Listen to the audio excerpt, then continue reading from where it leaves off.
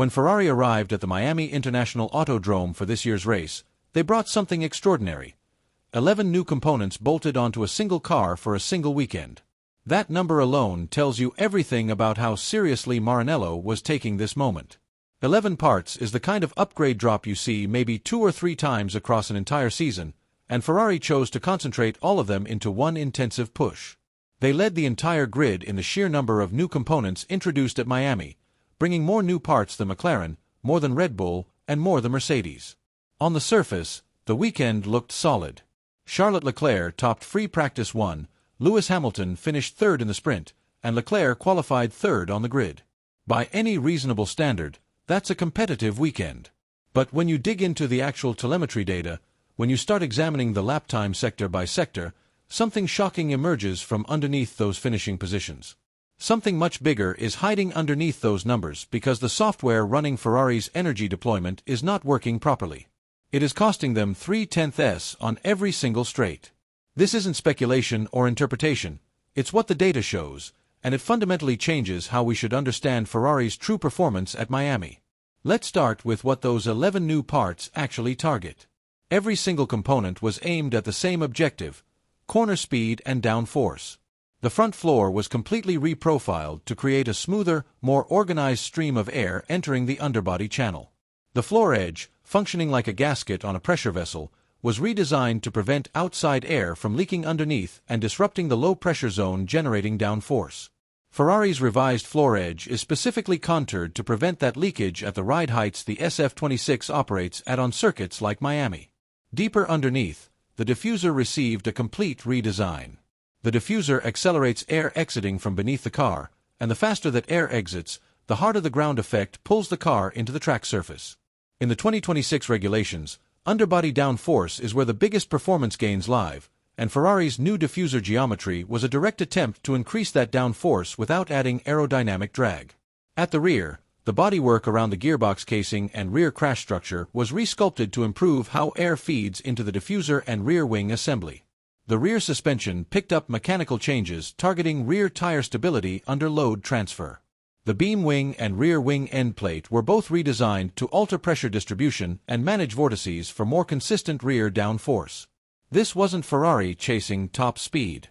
Ferrari is not chasing top speed with this upgrade. Ferrari is chasing the kind of corner performance that wins races.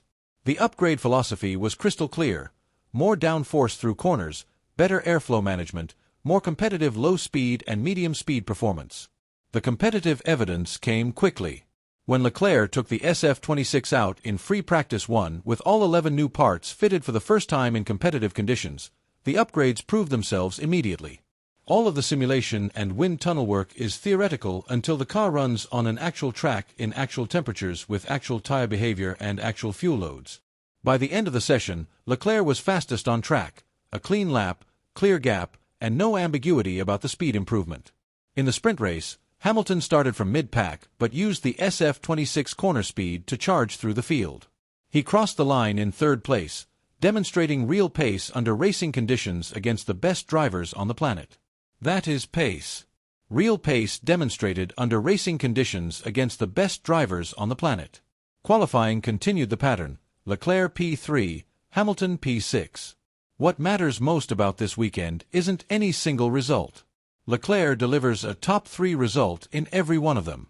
That pattern does not come from a driver overperforming on one magic lap and then fading back into the midfield.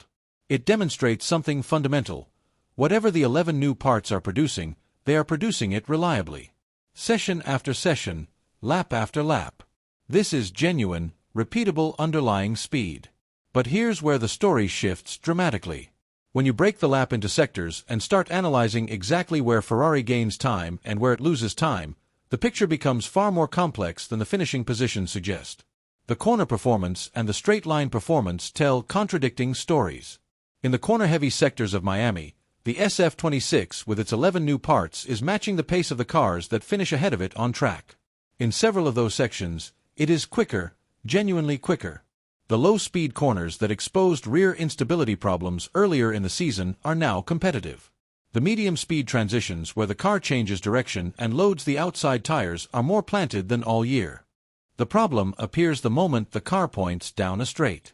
On every significant straight line section, the SF-26 loses time to the very same cars it matches or beats through corners. The pattern repeats lap after lap. Gain through the corners, lose on the straight, gain through the next set of corners, lose on the next straight. This inconsistency isn't from aerodynamic drag or engine power. It's from something far more specific, the energy deployment software. The specific issue is called superclipping. The energy recovery system is pulling electrical power delivery back on the straights earlier or more aggressively than the deployment map should allow. The battery is not fully spending its available energy across the complete lap. It is being too conservative, holding reserves in the cells when those reserves should be converting into kilowatts at the rear axle. When deployment works correctly, the battery empties its available charge across the full lap in a carefully shaped curve, pushing hardest out of slow corners and sustaining output through each straight until the braking zone. The battery finishes the lap with almost nothing left in reserve. Every joule spent, every kilowatt deployed where it does the most good. At Miami, the opposite is happening. The deployment map is cutting the electrical output short on the straights. The battery is reaching the end of each lap with energy still in the cells that should have been used. The electric motor tapers off before reaching the braking zone, and Ferrari bleeds speed at exactly the points where every other car is still pushing at full electrical boost. The data from the sprint confirms what the telemetry was already showing. 0.3 gone on the straights from software telling the power unit to hold back when it should be pushing at full deployment. Understanding what 0.3 actually means in Formula One context requires the mathematics. 0.3 spread across the straight line sections at Miami translates to the car being roughly 1.5 to 2 car lengths behind at the end of each straight compared to where it should be over an entire Grand Prix distance. Over a full race distance, this compounds dramatically. It means overtakes into braking zones that don't quite stick because closing speed is slightly too low. It means qualifying laps that end up 2 or 3 grid slots lower than the car's cornering pace actually deserves. In the context of modern Formula One, 0.3 at this level of Formula One is the difference between pole position and fifth on the grid. The critical realization is this: when you strip the straight-line deployment deficit out of the lap data and look only at cornering phases, the SF-26 is not third quickest. It is not fourth quickest. In the corners where the 11 new parts do their work, this Ferrari is matching the absolute pace of the cars at the very front of the grid. The upgrade delivered exactly what Maranello targeted. The only thing preventing all of that from showing up in the final classification is a deployment map that cuts the power too early on the straights.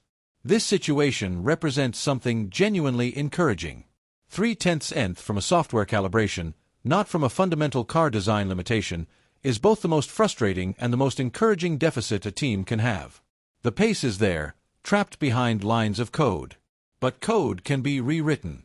Ferrari knows exactly what the problem is. They can see it in the telemetry. They can measure the 0.3. They can trace it to specific conservatism in the deployment algorithms. Consider what recovering these 0.3 would mean. Leclerc is already qualifying inside the top 3. Ferrari is already producing sprint podiums. The team is already showing race pace that holds up across long stints on multiple tire compounds. All of that is happening with 3/10 HS per lap locked away in a software map that is not deploying correctly. When that software gets corrected, and it will be corrected, the grid positions change, the race strategies change, and the entire conversation about Ferrari's championship potential changes completely. The question is not whether the fix arrives. The question is how fast and how many championship points Ferrari leaves on the table between now and then. Every race weekend with the current deployment calibration is a weekend where the SF-26 finishes lower than the hardware deserves. Ferrari isn't just leaving 0.3 on the table at each race. Ferrari is leaving an entire alternative race result on the table. This is what makes Miami one of the most quietly important weekends Ferrari has had all season, not because of what the timing screens show, but because of what they're hiding. The car underneath the finishing position is faster than the number suggests. When the energy management software finally catches up to the aerodynamic and mechanical platform it's supposed to manage, that gap closes to zero, and the rest of the grid will discover just how quickly Ferrari can move forward.